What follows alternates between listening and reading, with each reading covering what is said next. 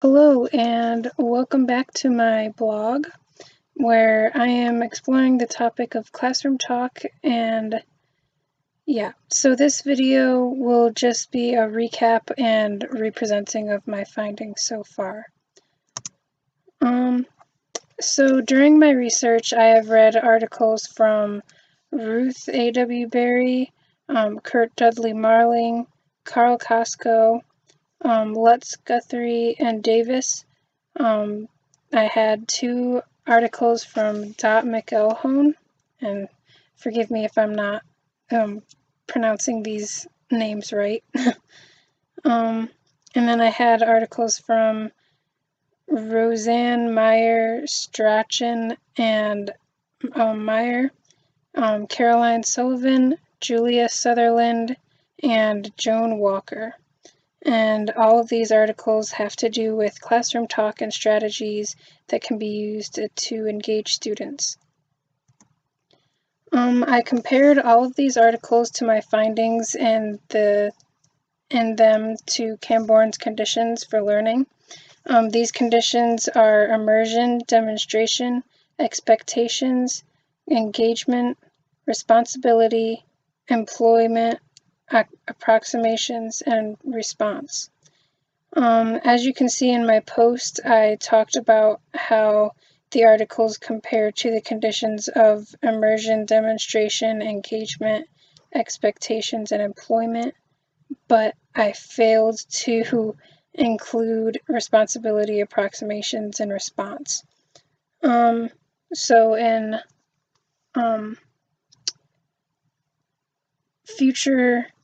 future posts, I'm hoping to be able to include those. But with the conditions that I did use, I started by talking about demonstration. This is where learners need to receive many demonstrations of how texts are constructed. I talked about how Dot McElhone observed a teacher, which is in the form of demonstrations. She observed how she pressed her students to elaborate and engage in higher order thinking. And this showed that by having dialogic conversations in the classroom, we can learn more about students' ideas. We can also use the conditions of demonstration to see if they have sufficient competence, autonomy, and social relatedness that Costco described in his article. I then talked about the condition of engagement and how it relates to Walker's article about using different teaching styles to engage students in their learning.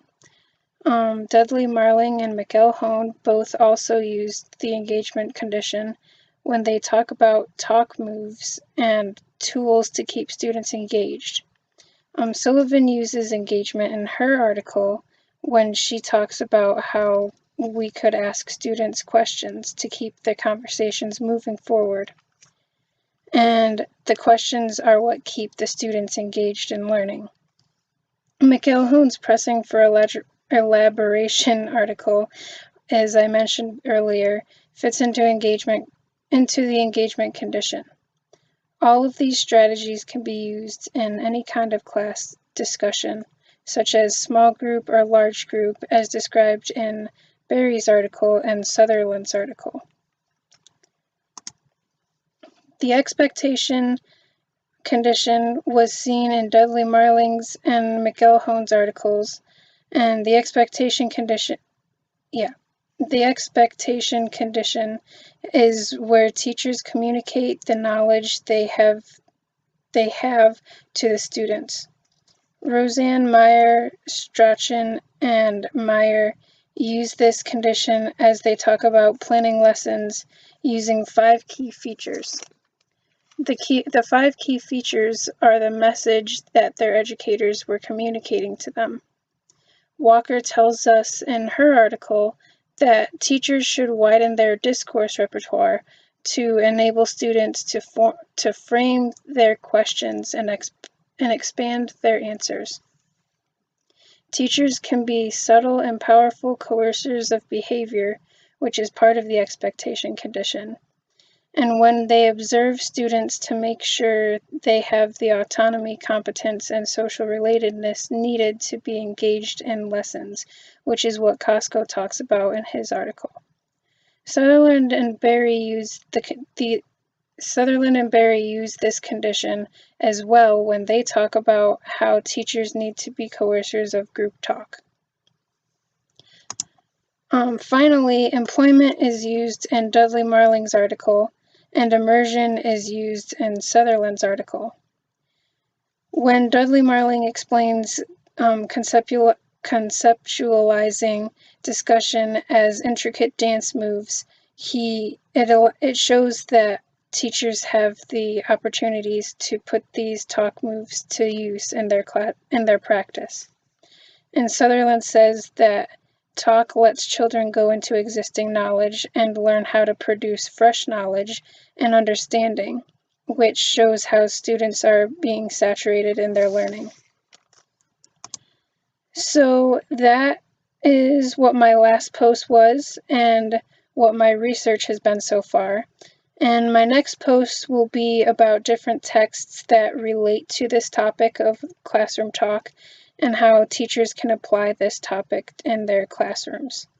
The next post should be up sometime toward the end of February. So yeah, thanks for watching.